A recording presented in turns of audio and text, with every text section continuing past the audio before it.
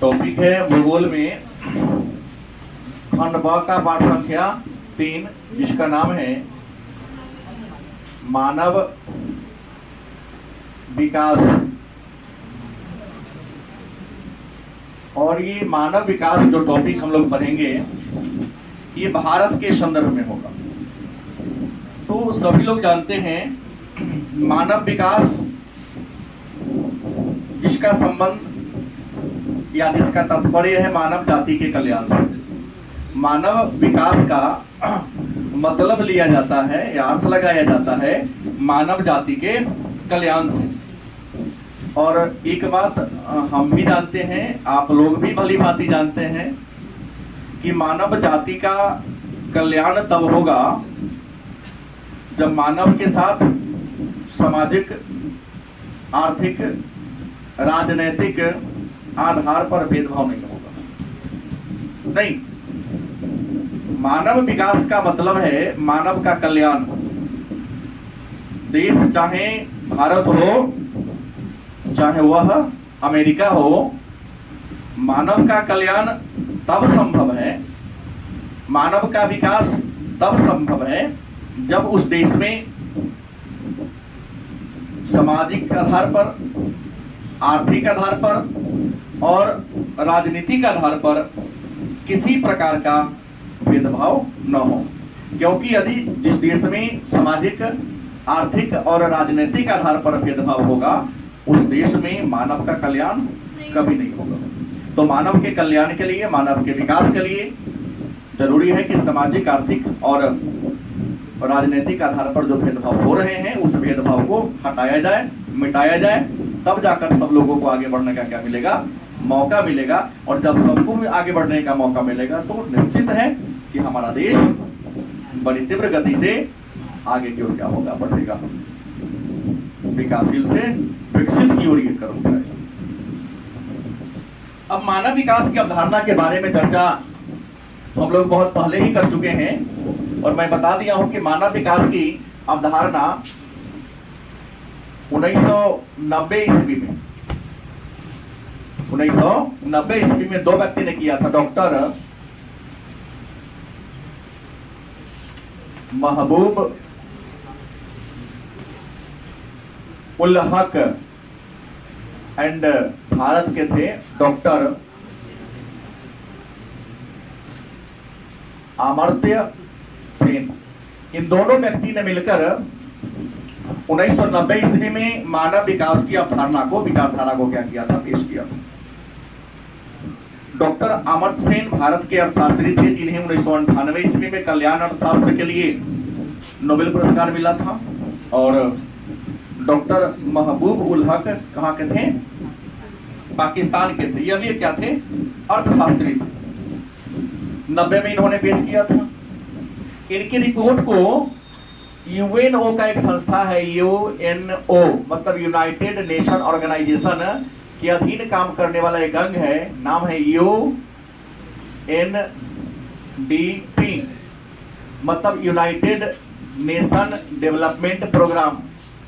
UNDP ने doctor Mahbub ul हक के द्वारा पेश किया गया विचार मानव विकास की संकल्पना को 1990 ईस्वी में क्या कर लिया था, स्वीकार कर लिया था। गलत कि सही? हमने पहले भी पढ़ा दिया है कि मानव विकास के अगर सूचक की बात करें कि मानव विकास का सूचक कौन कौन है, तो मानव विकास के सूचक में नंबर 1 स्थान आ जाता है दीर्घ और स्वस्थ जीवन। दीर्घ हुआ, स्वस्थ जीवन पीछे है। दीर्घ का मतलब क्या होता है, लंबा। स्वस्थ मतलब होता है निरोग, मतलब किसी भी प्रकार का रोग आपके बॉडी में ना हो। तो मानव विकास के 3 सूचक है। इसमें पहला सूचक कौन है, दीर्घ मतलब लंबा, स्वस्थ मतलब बिना रोग का जीवन। दूसरा है शिक्षा, वह अच्छा जीवन स्तर। याद रखेंगे, दूसरा सूचक कौन है? शिक्षा और अच्छा जीवन स्तर। मतलब जो व्यक्ति पढ़ा लिखा होगा उसका जीवन स्तर गारंटी है कि अच्छा होगा। तुम्हारा भूगोल है, कोचिंग में पढ़ना है तो हर दिन आओ, बिना कहीं नहीं जाओ। 15 दिन पढ़ाएगा, नियम जानेगा नहीं।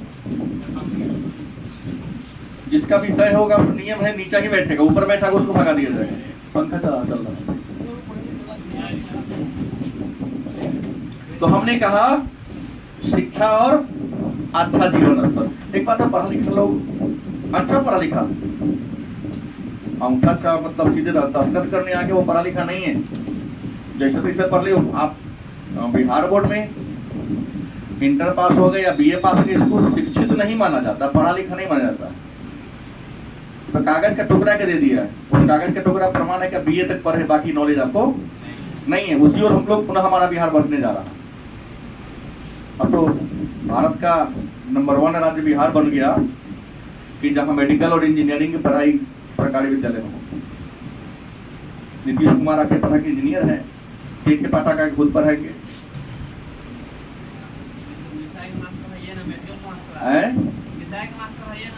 नहीं, अब मेडिकल कोटा से बच्चों को बुलाया जा रहा है, कोटा के सारे बच्चों को बुलाया जाता है। तो इंजीनियरिंग वहां पढ़ने गया है, गार्जियन भी खुश है कि पैसा मेरा बचेगा।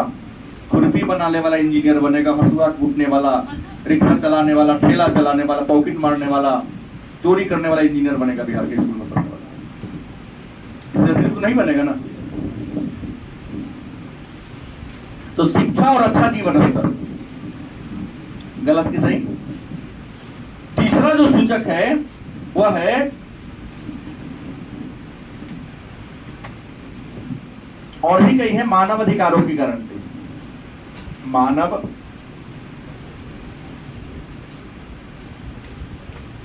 अधिकारों की गारंटी। भाई आप आगे तब ना बढ़ेंगे जब आप मानव है, आपके अधिकार की गारंटी मिले। मतलब कोई आपके अधिकार को दबाए तो उसके विरुद्ध आपको न्यायालय में जाने का क्या हो राइट हो। गलत की सही। तो मानव अधिकारों की क्या मिले? गारंटी मिले। उसके बाद आत्म सम्मान के साथ सामाजिक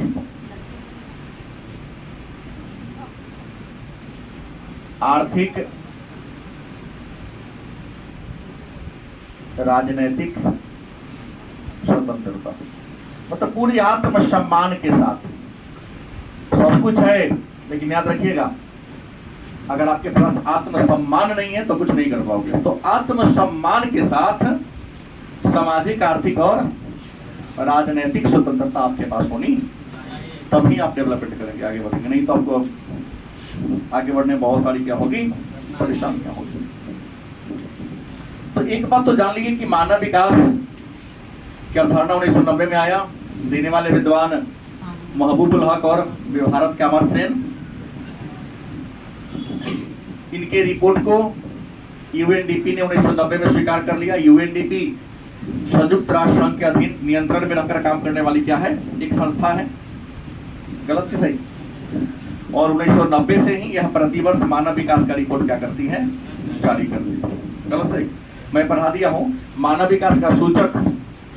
सूचक अंक कितना है, तो मैं बताया था कि सूचक अंक की बात करते हैं तो सूचक अंक में सबसे कम क्या होगा, 0, और सबसे ऊपर कौन होगा, 1। सूचक अंक कहां से कहां तक है, 0 से 1 के बीच में पढ़ा दिया हूं। देखो, जिस देश में शिक्षा का स्तर, स्वास्थ्य का स्तर और जीवन प्रत्याशा, मतलब मिलाया कैसे जाता है, तो शिक्षा, स्वास्थ्य और जीवन प्रत्याशा। जीवन प्रत्याशा मतलब क्या है, पूरे जीवन का जो वैलिडिटी की बात करता है। राधा जीवन के वैलिडिटी की बात करता है कि आप कितना तक जिंदा रह पाएंगे नॉर्मली। तो जहां शिक्षा का लेवल ज्यादा होगा, स्वास्थ्य का स्तर बहुत ऊपर होगा, और जीवन प्रत्याशा भी क्या होगा, बहुत ऊपर होगा। गारंटी है वह देश 1 के करीब होगा। और जहां शिक्षा का लेवल कम होगा, जीवन प्रत्याशा नीचा होगा, नहीं स्वास्थ्य का स्तर क्या होगा, नीचा, मतलब मैक्सिमम लोग बीमारी रहते होंगे, वह 0 के करीब होगा। क्या जी कहोगे ना सर, किसको कौन देश 0 के निकट होगा, कौन देश 0 के ऊपर होगा? तो 0 1 के नजदीक वही ना होगा जहां शिक्षा का लेवल ऊंचा हो, स्वास्थ्य का स्तर ऊंचा हो, जीवन प्रत्याशा अच्छा हो। और जहां सब कम होगा, क्या होगा, अब कम होगा।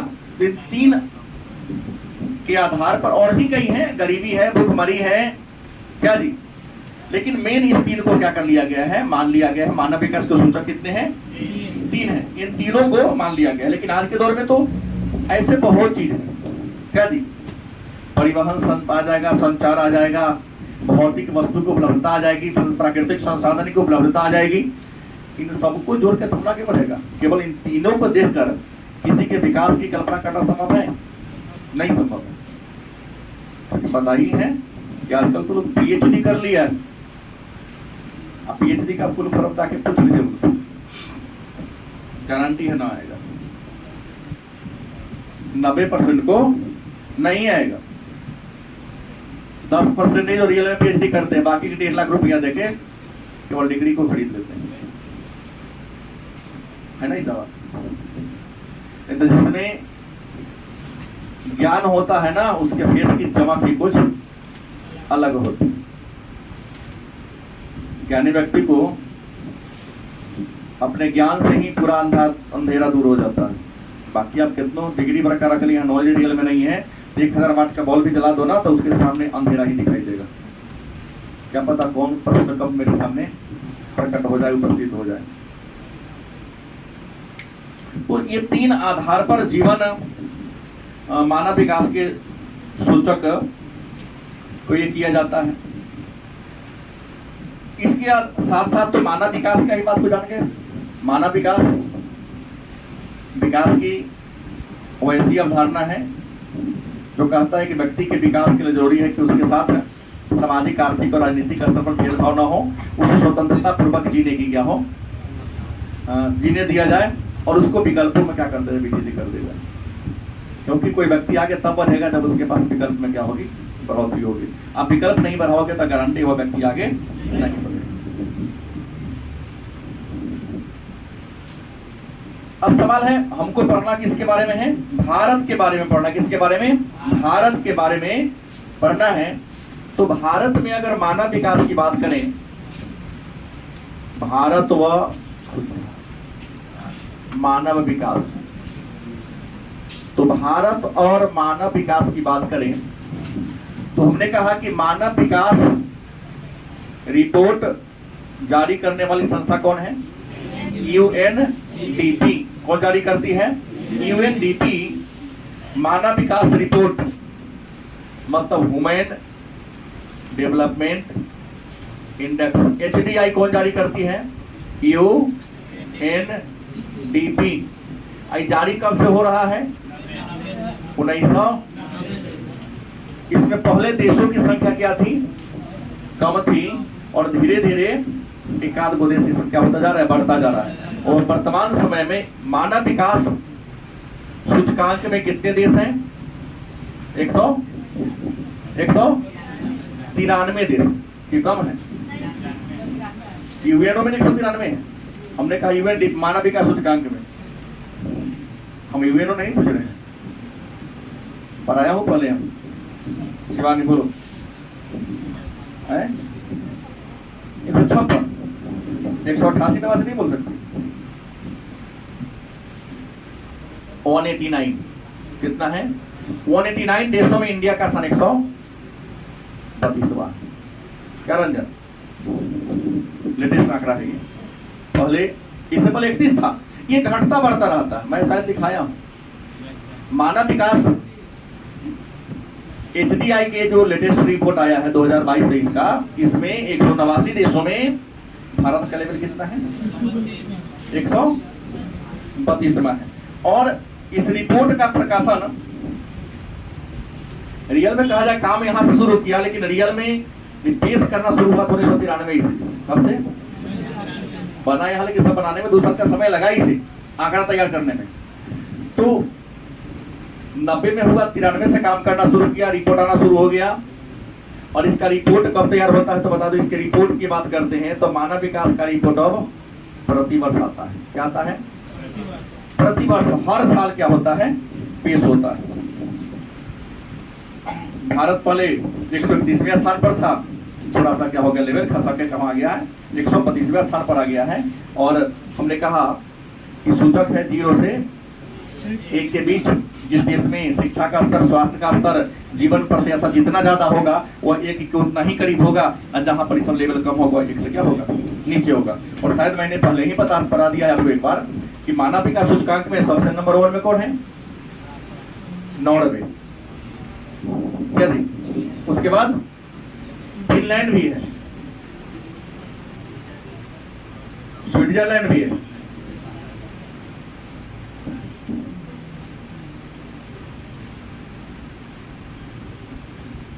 अमेरिका टॉप 10 में नहीं है, है क्या? नहीं है। टॉप 10 में भी अमेरिका नहीं है। ये छोटे छोटे देश हैं जहां आबादी कम होती है, संसाधन ज्यादा होता है, वो देश बहुत आगे बढ़ता है। अमेरिका की आबादी कम नहीं है, विश्व का 3रा सबसे बड़ा आबादी वाला देश है ना। और चौथा कौन है? इंडोनेशिया है। 5वां कौन है? सारा भूल गया, ब्राजील नहीं लिखा है क्या? तो मेरा कहना, अमेरिका भी जनसंख्या, हाँ ये बात है कि तो फिर अमेरिका भी जनसंख्या ज्यादा है तो भारत से बहुत आगे क्यों है? तो उसकी जनसंख्या हमारे बिहार और यूपी का जनसंख्या के बराबर है। अमेरिका को धनी होने का गर्व है तो ज्यादा गर्व करने की जरूरत नहीं है। मैं कहता हूं 5 साल पूरे भारत की आबादी का हिसाब किताब देख ले वो, तो 5 साल में अपने औकात पर आ जाएगा। और भारत को अगर केवल अमेरिका की आबादी को देखना हो तो अमेरिका से 5 गुना आगे चल जाएगा 5 साल में इंडिया। जो कि जितना जुनून और जज्बा यहाँ के लोगों में उतना वहां पर नहीं। शायद आबादी हमसे कम से कम हमको लगता है 5 गुना या 4 गुना कम जरूर है। क्षेत्रफल उसका ज्यादा है हमसे, गलत सही। प्राकृतिक संसाधन हमसे ज्यादा है और हमारे यहाँ तो इतना संसाधन उसके तुलना में कम है, क्षेत्रफल भी कम है और आबादी उससे कई गुना क्या है, फिर भी यहाँ है तो हम लोग कम नहीं। तो प्रश्न है कि ये देश आगे हैं। भारत की बात करते, भारत का अंक कितना है, मतलब मानव विकास सूचकांक भारत का अंक की बात करते हैं तो मैं पहले भी कर चुका हूं कि 0.624 एक से बहुत कम है ना। और मैं शायद बताया हूं, याद होना चाहिए आप लोगों को कि मानव विकास सूचकांक, मानव विकास सूचकांक की अगर श्रेणी की बात करें तो विश्व के देशों को कितने श्रेणी में बांटा गया है, याद है ना? 1 में अति उच्च, क्या जी? 2 में क्या है, उच्च। 3 में कौन है, मध्यम। और 4 में कौन है, निम्न। मानव विकास जो सूचकांक है इसमें संसार के 189 देश है, तो 189 देशों को कितने वर्ग में बांटा गया है, 4 वर्गों में बांटा गया है। पहले भी चर्चा हो चुकी है। एक उच्च या बहुत उच्च, फिर क्या होगा, उच्च, फिर क्या होगा, मध्यम, फिर क्या होगा, निम्न होगा। हमने कहा इसमें नंबर 1 में कौन है, नॉर्वे। नंबर 1 में कौन है, फिर है फिनलैंड है, स्विट्जरलैंड है। 4 में आता है जर्मनी का स्थान। जर्मनी का स्थान क्या में आता है, 4 में। और अमेरिका 10वां 11वां नंबर पर, 11वां नंबर आता है।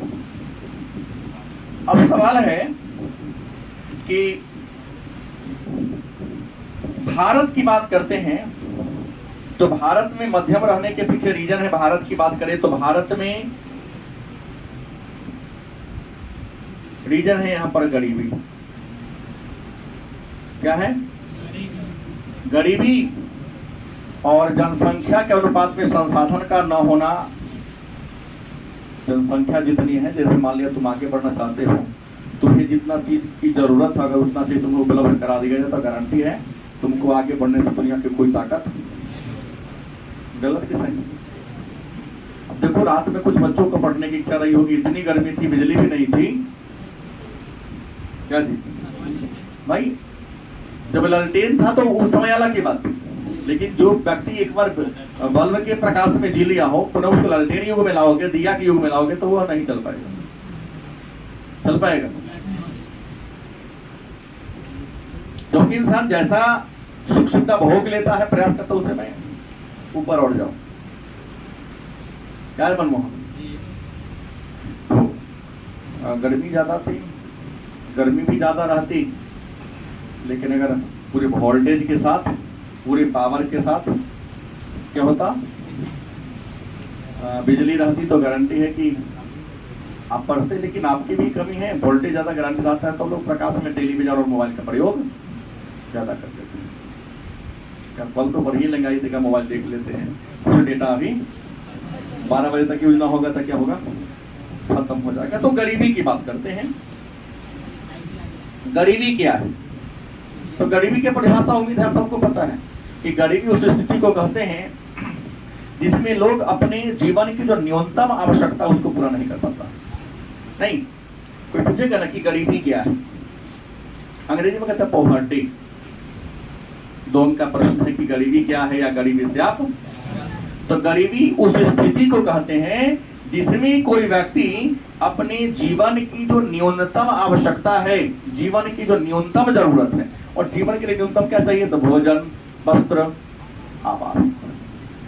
पढ़ाई बाद में होगा, लेकिन मूल कितने हैं, भोजन, वस्त्र, आवास। मतलब जब कोई व्यक्ति अपने जीवन के लिए जो मूलभूत जरूरत है, जैसे भोजन, वस्त्र और, अगर इन चीजों को पूरा नहीं कर पा रहा तो उस व्यक्ति को क्या कहेंगे, क्या कहेंगे, बोलो, गरीब कहेंगे।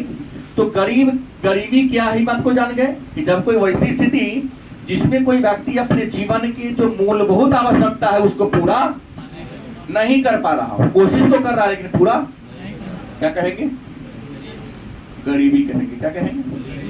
अब प्रश्न होगा तो भाई सर गरीबी के कारण क्या है? हर चीज का कोई ना कोई कारण होगा। तो गरीबी का कारण है ना अधिक जनसंख्या, महत्वपूर्ण बात है। गरीबी का पहला रीजन क्या होगा, अधिक जनसंख्या। दूसरा कारण क्या होगा, शिक्षा का अभाव। तीसरा क्या होगा, संसाधन का अभाव। चौथा मूलभूत सुविधा का अभाव। गलत कि सही? मतलब तीव्र गति से बढ़ती जनसंख्या,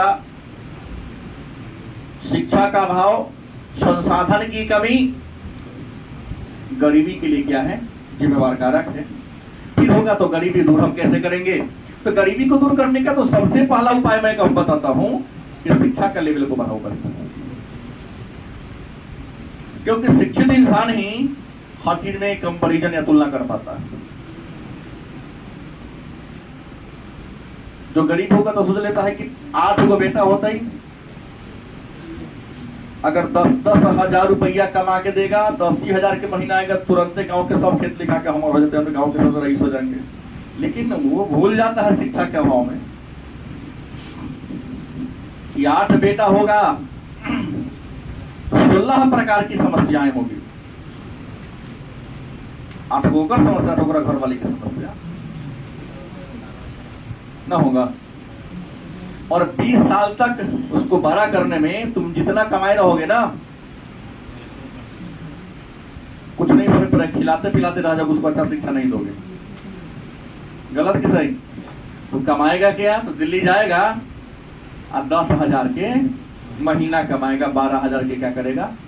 इससे अधिक किसी को जल्दी नहीं होता, जान लेना, भ्रम में मत जीना। कुछ ज्यादा पैसा तो गांव में रह के कमा सकते हो यदि तुम मेहनती हो और हुनर तुम्हारे पास है। कोरोना के बाद बहुत लोग नहीं गए हैं शहर, बहुत लोग हर गांव के जितना लौट के आया है उसका 10% लोगों वापस नहीं गया है। देख लिया कि वहां जो कमाते हैं बचता उतना ज्यादा, अगर उतना मेहनत जो मैं करता हूँ अगर अपने गांव में रह कर ले, थोड़ा सा मन को डाउन करके बहुत आगे निकल जाए। यहाँ करने में काम शर्म लगता है, वहां वही काम बड़ी गर्व से करता है। नहीं, लेबर के काम करेगा, कहेगा हम तो कंपनी के सुपरवाइजर है। बेचे का दतुआ कहेगा हम लकड़ी के कारोबार करते हैं।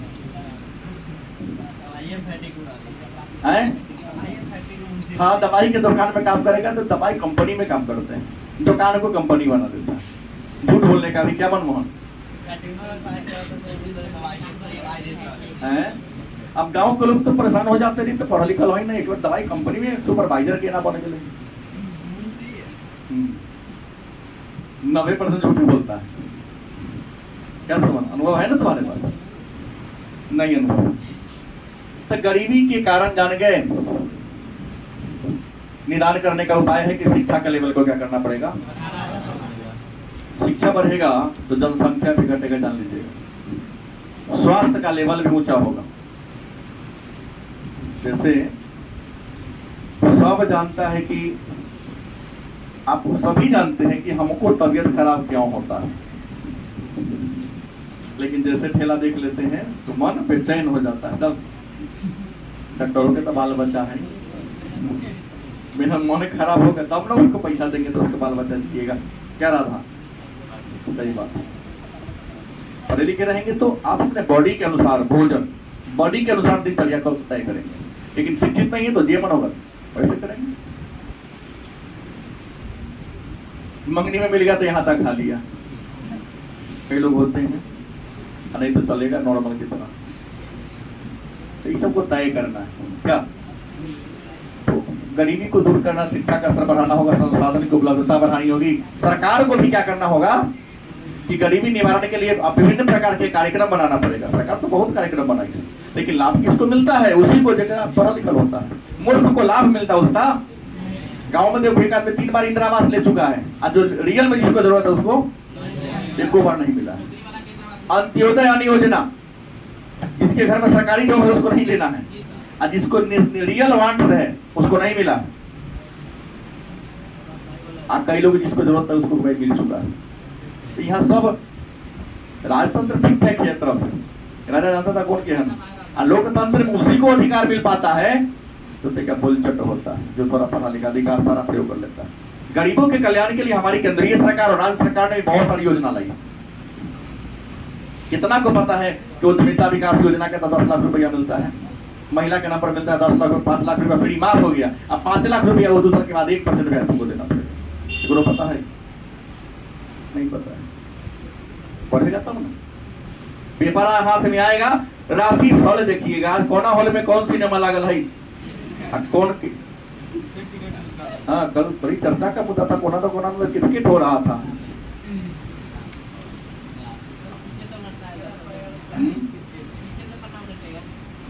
हाँ, पीछे से उल्टेगा, पेपर का पन्ना आगे से पलटते हैं और आप लोग ऐसे पलटते हैं राशिफल देखने के लिए, क्रिकेट देखने के लिए। हमारे टेलीविजन में क्रिकेट का नहीं होता है। हम गए, अच्छा मनंता बोले कि आना है तो आप भरवाए हुए हैं कि नहीं, हमको इसकी जरूरत, तो भरवाना चाहिए, हम इसकी जरूरत हमको नहीं है। जिसकी हमें जरूरत नहीं है तो एप्लीकेशन हम क्यों भरे? अगर दिन होगा तो ऑनलाइन जमाना है, 2 सेकंड में चालू हो जाता है। गलत की सही? तो यहाँ ऐसे चीज का भी यूज कर लेते हैं जिसकी आपको जरूरत, तो गरीबी तो होगी। निदान करने के लिए सरकार ने कार्यक्रम अपना ली है। अब सवाल है, तो भारत में गरीबी रेखा को तय करने के लिए कई बार गरीबी का निर्धारण करने के लिए समिति बनी थी। क्या था? लकड़वारा समिति। लकड़वारा समिति आई थी। इस समिति ने कह दिया था, गरीबी रेखा को तय करने वाली जो समिति थी, इसने मान लिया था कैलोरी। क्या मान लिया था? और कहा था कि जो व्यक्ति गांव में रहता है और 2400 कैलोरी से कम ऊर्जा लेता है तो क्या माना जाएगा? गरीब माना जाएगा। और जो व्यक्ति शहर में रहता है अगर वह 2100 कैलोरी से कम ऊर्जा लेगा तो गरीब माना जाएगा। नहीं, मतलब अमीरी और गरीबी में, गांव में और शहर में। लकड़वारा समिति ने गांव में गरीबी निर्धारण करने के लिए एक रेखा बना दिया था। 2400 से ऊपर होगा वो बनेगा एपीएल, और 2400 कैलोरी से नीचे लिया तो क्या कहलाएगा? बीपीएल। शहर की बात करते हैं तो 2100 कैलोरी को मान लिया, कितना 2100 से अगर ऊपर आ गया तो एपीएल, 2100 से नीचे है तो सुने हैं कि नहीं। गरीबी को निर्धारण करने के लिए कलिकर समिति, लकरवारा समिति की रेखा बनाई थी कैलोरी एपीएल बीपीएल। एपीएल मतलब एबव पॉवर्टी लाइन और बीपीएल मतलब बिलो पॉवर्टी लाइन।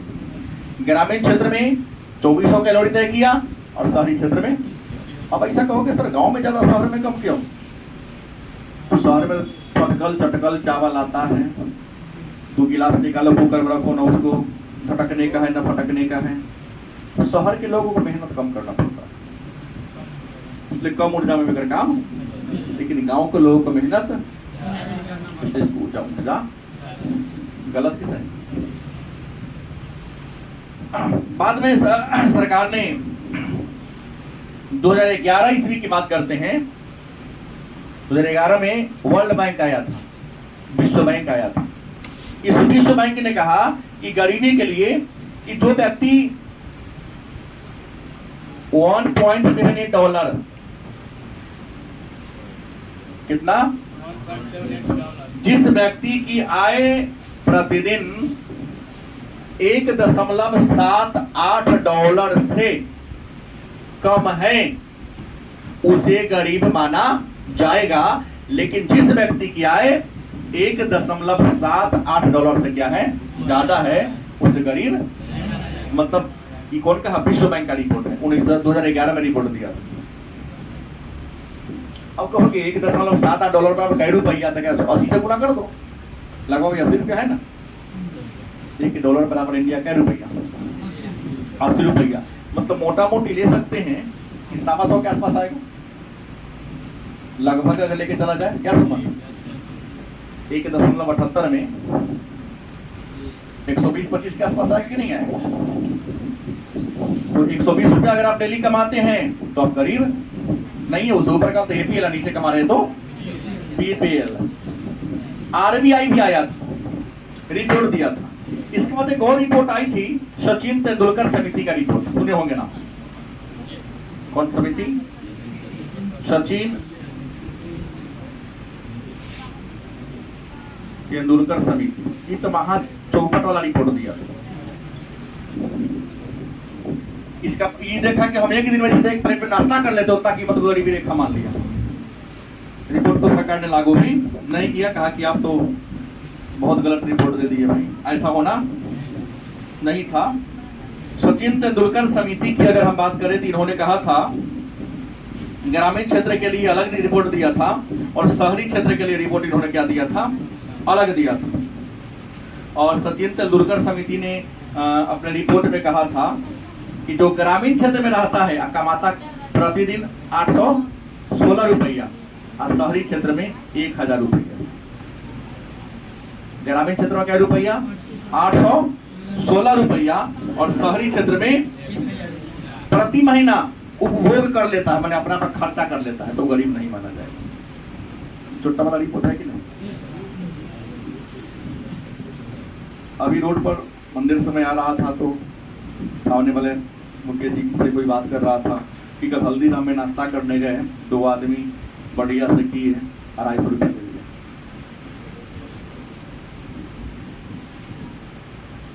एक निमंत्रण मिला था हमें भी पिछला 6 अगस्त को। मैं होटल वगैरह में जाता उधर नहीं हूँ, टाइम का अभाव है।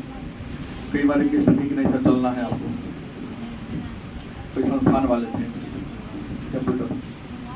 गए वहाँ, हमको लगता है कि 6 आदमी ने भोजन किया उसके यहाँ। नॉर्मल भोजन क्या, चावल दाल ये होता है, एक आइसक्रीम खिला दिया, नहीं समझे। 2 प्रकार का सब्जी था, एक गोबर छत्ता वाला, कहते हैं उसको, मशरूम, और एक पनीर का। मालूम कितना, 2700 का बिल दिया था। कितना का? कल हो के कोचिंग है तो हमको परेशानी महसूस हो रहा है। भोजन स्वादिष्ट था लेकिन स्वास्थ्य के लिए अच्छा नहीं था। बगल में ही खोला सेकेंड वाइफ कोई होटल, उसकी कहानी खराब। ऐसा नहीं कि भोजन का खराब था, भोजन बढ़िया था लेकिन कल नहीं 2 दिन तक हमको पता नहीं चलना पड़ा, इतना क्वालिटी लेस सामान का यूज करता है। तो मेरा कहना इन्होंने क्या कि 1 महीना में गांव में रहने वाला अगर 1 महीना में प्रति व्यक्ति 816 रुपया खर्च करता है तो उसे गरीब है, इसे नीचे करता है तो गरीब माना, और शहर में रहता है 1000 रुपया खर्चा करता है प्रति व्यक्ति प्रति महीना। ये रिपोर्ट गलत है कि सही? आई रिपोर्ट इधर का है 2010 के बाद का रिपोर्ट। सरकार ने इन सारे बातों को छोड़कर सीधे कहा कि नहीं लग कैलोरी वाला ही ठीक है, वही अभी चली हो रहा है। लेकिन हमको जानना पड़ेगा इन चीजों को भी, गलत कि सही। अब सवाल है तो गरीबी की बात करते हैं तो भारत में सबसे ज्यादा अगर गरीबी की बात करें तो सबसे ज्यादा गरीबी ओडिशा में है। कहां है? आज सेकेंड में कौन है?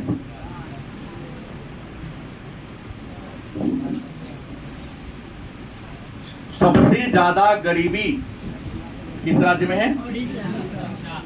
और सबसे कम सेकेंड में कहां है? राज्य में सबसे कम गरीबी किस राज्य में है? तो गोवा। पढ़ा लिखल है नहीं? यहाँ तो केला खाते हैं, छिलका रोड पर फेंकना में गर्व महसूस करते हैं, अपना छपरा पर बैठ के ब्रश करते हैं तो रोड पर थूक फेंकना गर्व महसूस करते हैं। दीवार पर लिखा हुआ है यहाँ पेशाब करना मना है तो मना को मिटा देता है, लिखा तो यहाँ पेशाब करना है। ऐसे हम लोग तो फिल्म में देखा था, आप लोग देखे होंगे हमसे ज्यादा, ठीक है। तो देख लिया यहाँ के लोग भगवान को बड़ा ये करता है, कोई गलती करता भाई पर चिपका लेता था भगवान के फोटो, कोई हाँ चोरी करने के बाद गलत करने के बाद देख रहे मारने आ रहे थे यहाँ पर पोस्टर चिपका लेता था कि हमको नहीं मारेगा तो मारेगा, लगा तो भगवान को मार रहे हैं, नहीं मारेगा। और यहाँ तो भगवान का पोस्टर लगा तो वहां पेशाब करता है, गलत सही। कहता कि सुधरने की कल्पना हम सब करते हैं, क्या ना सुधरेंगे। गोवा सबसे आगे है, वहां का केला खरीद लिए खाने के लिए, देखो उसके साथ क्या देगा? पॉलिथीन देगा आपको, छिलका में रखिएगा, डस्टबिन में जाके फेंक दीजिएगा। रोड पर अगर फेंका, जिसपे केला खाता उसको जुर्माना होगा, तुरंत जुर्माना करवे करेगा। तो वहां गवार लोग नहीं, यहाँ रेड सिग्नल में भी, यहाँ तो आप लोग बच्चे हैं छोड़ दिया जाए, यहाँ तो बूढ़े घूमती गिरा हुआ फिर भी तौड़ में जाता है, वो साइकिल से उठा के निकाल लेता है। और कल्पना करते हैं कि गोवा से आगे हम दे जाएंगे, तो संभव होने वाला नहीं है। तो गोवा में गरीबी क्या है? सबसे कम है। और केंद्र शासित राज्य की बात करते हैं तो केंद्र शासित राज्य में अंडमान निकोबार में, कहां है? अंडमान निकोबार ऐसा राज्य है जहां गरीबी सबसे, तो भारत के किस राज्य में गरीबी सबसे ज्यादा है? सेकेंड में कौन है? सबसे कम गरीबी कहां है? आज सबसे कम गरीबी केंद्र शासित राज्य के नाम लोगे तो। लेकिन एक बात है कि देश की जनसंख्या को यदि आधार मान लिया जाए, इसका देश की जनसंख्या को आधार मान लिया जाए, जैसे वर्तमान में मान लो 135 करोड़ आबादी होने वाली है, या हो ही गई, यदि खोटा आएगा तो पता चलेगा 145, ठीक बात। तो प्रश्न है कि देश की जनसंख्या को आधार मान लिया जाए तो प्रतिशत गरीबी आपसे पूछेगा, क्या पूछे आपसे? प्रतिशत अगर गरीबी की बात करें तो यूपी में सबसे ज्यादा है। देश का 20.8% मोटा मोटी 21% गरीब यूपी में रहता है, गलत सही। और प्रतिशत में बिहार की बात करें तो अगर हम बिहार की बात कर ले कि बिहार में देश का कितना परसेंट गरीब रहता है तो 15.8%। बिहार हर स्थिति में लगभग यहाँ पर टिका हुआ है, आप समझ गए। अब आगे की रिपोर्ट को देखा जाए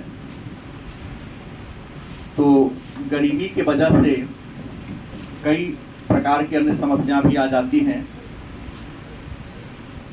जन्म दर उच्च है तो मृत्यु दर भी उच्च है, स्वास्थ्य का स्तर नीचा है। जैसे आजादी के समय भारतीयों का औसत उम्र लगभग 1951 की बात करते हैं तो 1951 में भारतीयों का एवरेज उम्र था लगभग 37.1 वर्ष क्या।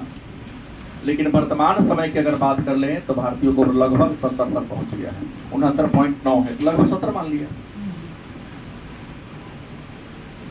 क्या है, शिक्षा का स्तर बढ़ा है, स्वास्थ्य का स्तर बढ़ा है। किस कारण हमारा जीवन प्रत्याशा भी क्या है, बढ़ा है। तो जीवन प्रत्याशा बढ़ा है तो सूचकांक में मेरा लेवल क्या हो रहा है, बढ़ता जा रहा है। मतलब शिशु मृत्यु दर की बात करते हैं 1951 में अगर शिशु मृत्यु दर की बात करें तो 1000 में से 148 को बच्चा मर जाता था। 1000 जन्म लेने वाले में से 48 को बच्चा क्या हो जाता था, शिशु मृत्यु दर में मर जाया करता था। आजादी के समय की बात करता हूँ। लेकिन अभी तक अब वर्तमान डाटा 28 आके पहुंच गया है, बिहार का 27 क्या। मतलब आजादी के दौरान भारत में अगर एक साल में 100,000 बच्चा जन्म लेता था तो उसमें से 148 लगभग 150 बच्चा क्या होता था। आज भी 1000 बच्चा जन्म लेता है तो भारत का लेवल है 28 को बच्चा क्या होता है। सरकार का ये है घटा करके 5 ले आता, जीरो करना संभव जल्दी, एक समय आएगा जीरो भी हो जाएगा। जीरो लाने के लिए क्या करना होगा, खान पान का स्तर बढ़ाना होगा, चिकित्सा का स्तर बढ़ाना होगा, नहीं गरीबी को मिटाना होगा, तब जाके लेवल क्या हो जाएगा, ठीक ठाक हो जाएगा। अब है कि भारत सरकार ने जीवन प्रत्याशा को बढ़ाने के लिए ही कहा कि कुछ ऐसा करें कि जीवन प्रत्याशा बढ़े। तो जीवन प्रत्याशा को बढ़ाने के लिए केवल निरोग होना सबसे महत्वपूर्ण कारक है, केवल पौष्टिक आहार होना ही कारक नहीं है। और निरोग होने के लिए हमको प्रदूषण मुक्त होना पड़ेगा, और प्रदूषण मुक्त होने के लिए हमें क्या करना होगा, स्वच्छ रहना पड़ेगा। क्या रहना पड़ेगा, हाँ तो पता होगा स्वच्छ भारत मिशन कौन योजना है, महात्मा गांधी के जयंती के नहीं 150वें वर्षगांठ पर भारत के वर्तमान प्रधानमंत्री नरेंद्र मोदी ने 2 अक्टूबर 2014 को कार्यक्रम शुरू किया था, गलत कि सही, और तय किया था कि 2 अक्टूबर 2019 तक हम संपूर्ण भारत को स्वच्छता में लाएंगे। और कहा था कि हर गांव में जो मैक्सिमम लोग जो खुले में शौच करते हैं, गलत कि सही, तो खुले में शौच से मुक्ति करने के लिए देखिए सब घर में शौचालय बना है। और अपना सीतामढ़ी बिहार का पहला जिला है जो सबसे पहले ODF घोषित हुआ, ओपन डिफ्लेक्शन फ्री, माने खुला में शौच मुक्त घोषित होने वाला बिहार का पहला जिला कौन था। हमारे उस समय सीतामढ़ी के जो समाहर्ता थे डॉक्टर अजीत कुमार, उन्होंने ही ऐसा किया था, खूब जोर शोर से इस सब कार्यक्रम को उन्होंने क्या किया था, आगे बढ़ाया था।